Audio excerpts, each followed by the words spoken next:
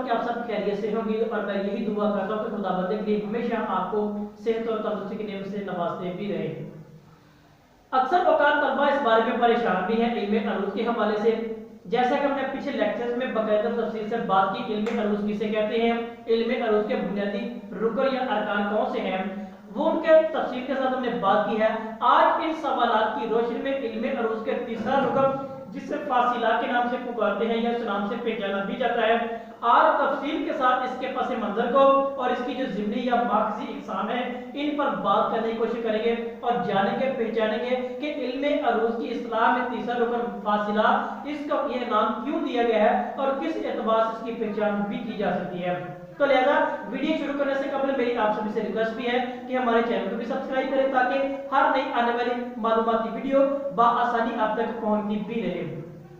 تو جیسا کہ ہم نے اپنے تعارف میں بھی دیکھا کہ ہمارا جو آج کا موضوع وہ علم عروض کی اصطلاح میں جو تیسرا رکن فاصلہ ہے وہ ہے اور اس کے بنیادی یا ماخذی اقسام وہ بنی ہیں، ان کے پس منظر پر بات کریں گے۔ یعنی جو فاصلہ ہے یہ علم عروض کی اصطلاح میں اس کا تیسرا رکن بھی ہے اور اس کی بنیادی طور پر دو اقسام بھی ہیں۔ یعنی ان میں سب سے ہمارے پاس پہلے فاصلہ صغریٰ ہے اور دوسرا فاصلہ کبریٰ ہے۔ بنیادی طور پر فاصلہ کی یہ دو اقسام ہیں جن کو شاعری میں یا شعر کی تخلیق کرنے کے حوالے سے، شعر کو ادا کرنے کے حوالے سے، شعر کا وزن میں ادا کرنا اس حوالے سے بڑی اہمیت کا حامل بھی ہے۔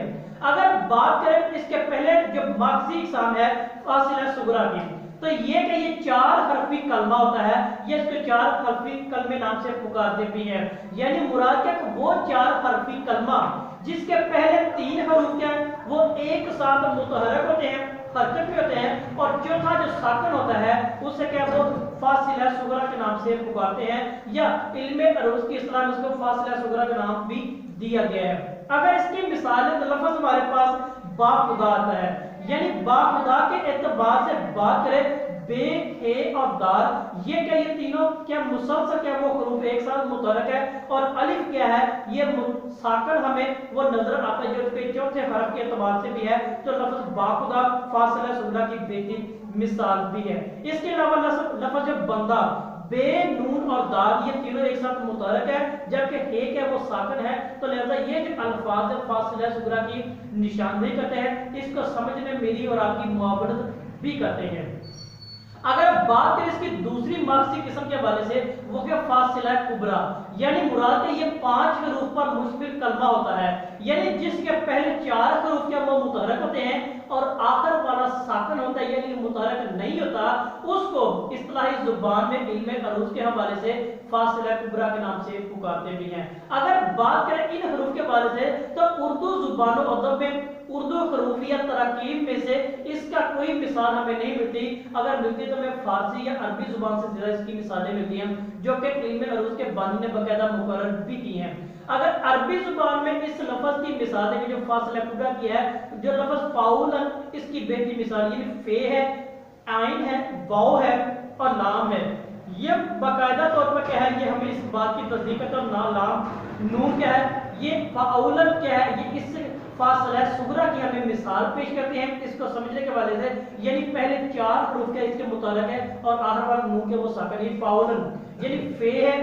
عین ہے، واو اور لام کے یہ چاروں پہلے متحرک ہے اور آخر والا نون کے وہ ساکن ہے، متحرک نہیں ہے، جو کہ فاصلہ صغریٰ کی مثال یا اس کی نشاندہی میں میری اور آپ کی معاونت بھی کرتے ہیں۔ اس کے علاوہ فعالن کیا ہے، یہ عربی زبان کا لفظ ہے، یعنی فعالن فے، الف، فا ہے، عین اور لام، یہ چاروں ایک دم سے حرکت کرتے نظر آ رہے ہیں جبکہ نون کے وہ ساکن ہے وہ متحرک نہیں ہے، تو لہذا یہ فاصلہ صغریٰ کی بہترین نشاندہی کرتے ہیں، یہ میری اور آپ کی مدد کرتے ہیں سمجھنے کے اعتبار سے، اس کو تحریر کرنے کے اعتبار سے، یہ جو تحریر کی جاتی ہے اس کو مزید سمجھنے کے اعتبار سے یہ کیا ہے یہ بہترین مثال بھی ہے۔ عزیز دوستو ساتھیو، آج ہم نے بڑی باریک بینی سے جانا، بڑی اہمیت کے ساتھ اس کو جاننے کی کوشش کی ہے کہ علم عروض کے اعتبار سے جو تیسرا رکن فاصلہ اور اس کی بنیادی ماخذی اقسام کون سی ہے، آج مثالوں کے ذریعے اس کو جاننے کی کوشش بھی کی ہے۔ اگر آپ اس سے کچھ سیکھا ہے اس سے لائک اور شیئر ضرور کیجیے گا اور اپنی قیمتی رائے سے آگاہ بھی کیجیے گا۔ آپ سب کا بہت شکریہ۔